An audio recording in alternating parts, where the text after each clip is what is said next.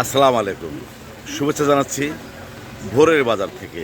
যদিও এখন ভোর নেই, এখন 10:30 বাজে। বৃষ্টি ভেজা সকাল থেকেই প্রচুর পরিমাণে বৃষ্টি হচ্ছে এই বাজারে। দেখানোর চেষ্টা করব এই মুহূর্তে এই বাজারে কী ধরনের তরিতরকারি পাওয়া যাচ্ছে, দাম কেমন, সেই সাথে বর্তমানে আমাদের বাজারের হালচাল কেমন সেটাও দেখানোর চেষ্টা করব।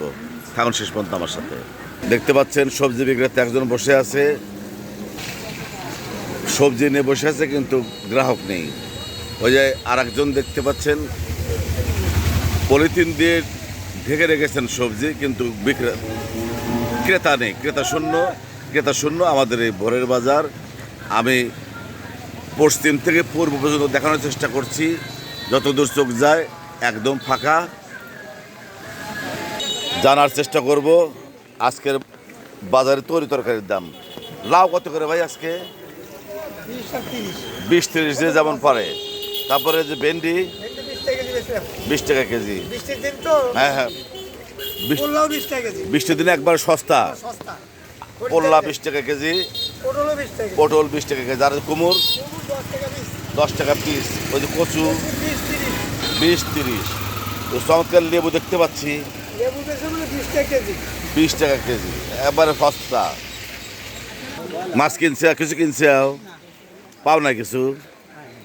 আমার আর এক ভাই হাত পা তুলে বসে আছে, বেচা কেনার নাই। এই কারণে বৃষ্টির কারণের মধ্যে বেচা কেনা নেই না, মানে মানুষ বেরোচ্ছে না বৃষ্টির কারণে। পুরো এলাকা তো ডুবে গেছে। এই যে কচুরমুখী আজকে কত করে? 50 টাকা কেজি। আর গাছের এই যে জানলার পটল, আলু 25 টাকা, আর আদা 140 টাকা কেজি।